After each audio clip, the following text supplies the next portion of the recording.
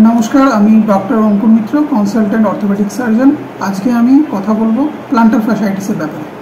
Planter fasciitis যেটাকে সহজ ভাষায় আমরা গোড়ালির নিচে ব্যথা বলে থাকি। সচরাচর আমরা সবাই জীবনে কখনো না কখনো এই প্রবলেমের সাথে ইনভলভ এবং এটার প্রথম খুব কমন সিমটমের মধ্যে হচ্ছে সকালে ঘুম থেকে উঠে মেঝেতে পা ফেলতে গিয়ে পায়ের তলায় কাটার মতো ঢোকা বা ব্যথা করা, প্লাস অনেকক্ষণ বসে থাকার পরে উঠতে গিয়ে দাঁড়াতে গিয়ে পায়ের তলায় বা গোড়ালিতে ব্যথা হওয়া, যেটি আস্তে আস্তে হাঁটাচলা করার পর কিছুক্ষণ পর আস্তে আস্তে কমতে থাকে, অনেক সময় চলেও যায়।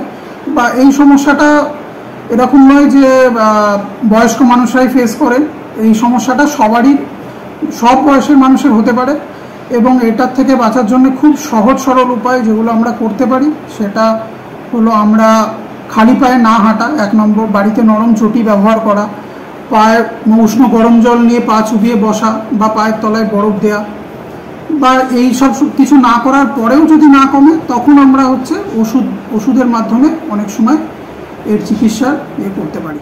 এই ভিডিওতে আমি আপনাদের যে হোম রেমেডিস বা এক্সারসাইজ যেগুলো রেকমেন্ড করলাম সেগুলো করার পরেও যদি আপনাদের কোনো সমস্যা থেকে থাকে তাহলে আপনি নিচে দেওয়া নম্বরে আমার সাথে সরাসরি যোগাযোগ করতে পারেন বা অ্যাপয়েন্টমেন্ট নিতে পারেন। সুস্থ থাকুন, ভালো থাকুন, হ্যাপি হিলিং।